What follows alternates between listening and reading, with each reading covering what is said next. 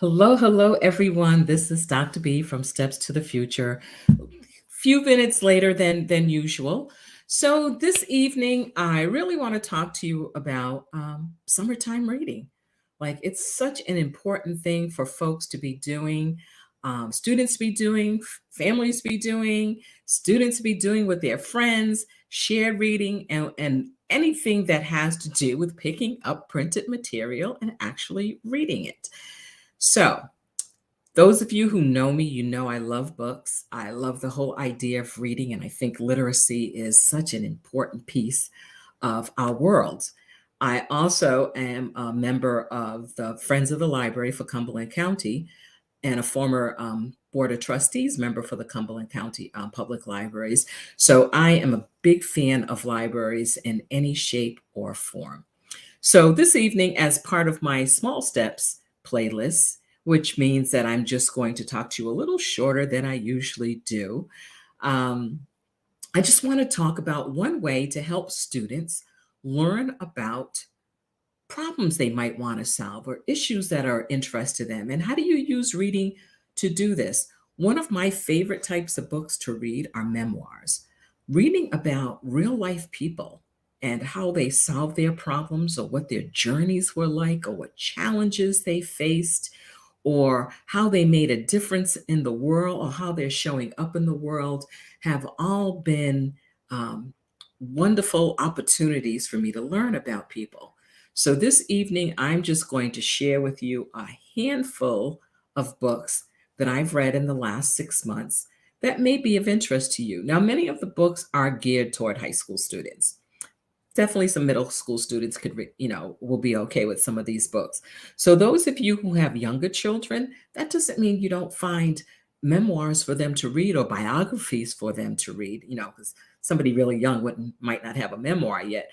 But some people who write their memoirs also write one for young readers. So whether your child is capable of reading on their own, or they need your help, this is an opportunity for you to help them learn about someone else and how they ended up where they are today and what their journey was like. So, without further ado, let me move on to my first book. So, this is one that I think I picked it up. I'm not even sure where I picked it. I think I picked it up in Barnes and Nobles. I'm not sure. Wherever I go, if I see a book or ability, the opportunity to buy books, I tend to buy one. So this one I really like for young readers. It's a graphic novel. It's by Akeem Alou. It's called Dreamer: Growing Up Black in the World of Hockey. So Mr. Alou is known as the Dreamer. He's a Ukrainian, Nigerian, Canadian professional hockey player. So he talks about his career and some of the systemic racism that he ran into and the challenges that he faced being one of the few people of color in the professional sport of hockey. So, for a young person who just would like to read about somebody's challenges and how they overcame them in a particular sport, and they like graphic novels, this is a great idea to purchase this book for someone. So, again, here's the book so that you can see the cover. Another one, I love sports, and you always find so many books out there about sports figures that really move you and inspire you.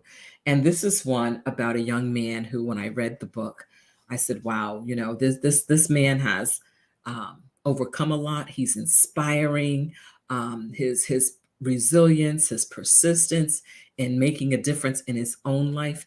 It reads for an incredible story." So again, this is helping students think about, what problems do they want to solve? What kind of issues are out there in the world that they may want to help make a change in? So it's not necessarily what do I want to be when I grow up, but what do I want to do? How do I want to help people? How do I want to show up in this world? So this one is called Work with What You Got, a memoir, and it's by Zion Clark and James Hirsch. So Zion Clark is a young man who was born without legs due to a rare genetic disorder. But did he let that stop him? No. In addition to being born without legs, he was also in the foster care system. And there were many challenges to being in the foster care system. but between his disability, which he does not consider a disability, he said he does not label himself as disabled. That's the label that the world tends to give him. He became a wrestler, and he also went on to become a wheelchair racer. So again, finding out, reading somebody's story, finding out the challenges that someone else went through. This is such a great way to figure out maybe how to solve your own problems. I love reading other people's stories. So again, work with what you got, and it's by Zion Clark and James Hirsch. So again, this is available sometimes at your local library. So always check out your libraries. That light is shining on the cover of the book, but I'll make sure the title's in there. So again, here's book number 2, Work with What You Got. One of my favorite books that I got to read in the past year, maybe, is this. And I probably have talked to you about this book before, but it's by Misty Copeland, and it's called The Wind at My Back, Resilience, Grace, and Other Gifts from My Mentor, Raven Wilkerson. So Misty shares her story of her journey from being a person who people did not think that she had the qualifications or the body type or the skill to become a professional ballerina. She is definitely someone who is on the scene in the ballet world, and people know her name if they're familiar with the ballet world. But in addition to telling her story, she also talks about the importance of having a mentor. So again, here's another great book for young folks to read. Again, what problems do you want to solve? What do you see out there in the world that disturbs you? What are you going to do about it? This is one of my this is a book I go through periodically, but probably more than the book, I also listen to the podcast on a regular basis. You've heard me talk about this, and those of you that know me know I really like this podcast. So the book is How I Built This by Guy Raz, and it's the unexpected paths to success from the world's most inspiring entrepreneurs. This is a really great story, a collection of stories about people who persevered, people who failed, but in spite of failures, got up, changed something that they were doing, kept plugging away at it. They all had problems they wanted to solve or issues that were disturbing to them, or they saw a pain point for people and wanted to help people get past that. So, How I Built This by Guy Raz. And, you know, also listen to the podcast because it's stays, it's up to date and there are new stories every week. So this one I really liked because I love the idea of traveling, and I don't travel as much as I would like to. And when I read this book, I said, man, I want to be Jessica for like a year.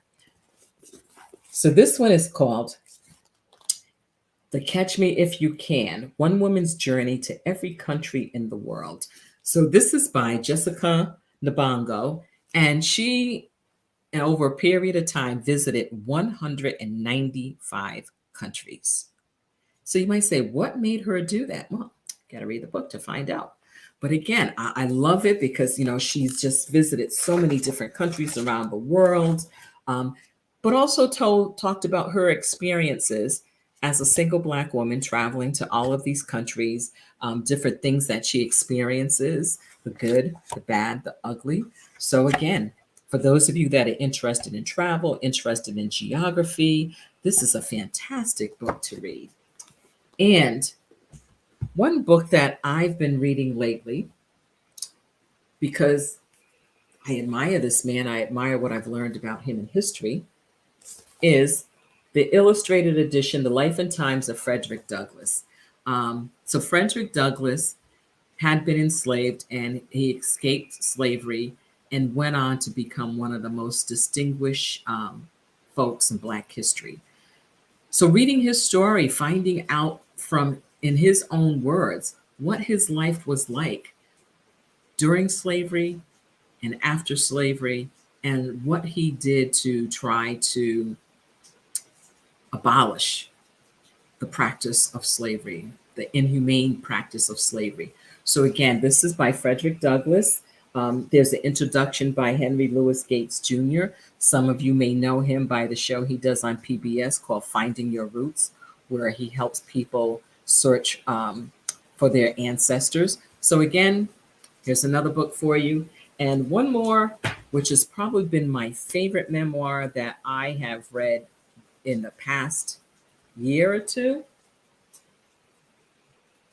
is Finding Me by Viola Davis. So, for those of you that know me, you know I'm from Rhode Island. Viola Davis is from Rhode Island. We both graduated from Rhode Island College. So, in reading this book, it helped you understand, again, challenges that she overcame, how she didn't spend time feeling sorry for herself. She had a goal and she kept moving towards that goal. So, like, we see people like Misty Copeland, Viola Davis, or a professional athlete at their peak, or we see them on TV and we're like, wow, look at them. You know, their life is perfect, or they've got this, or they're doing that. Then you go and read their story, and you find out, well, you know what? They went through human experiences just like all of us do, experiences that many of us can relate to. So that's part of my small steps today. As I told you, small steps is going to be shorter than the usual career conversations where I just pick a topic that I just want to give you some brief information on.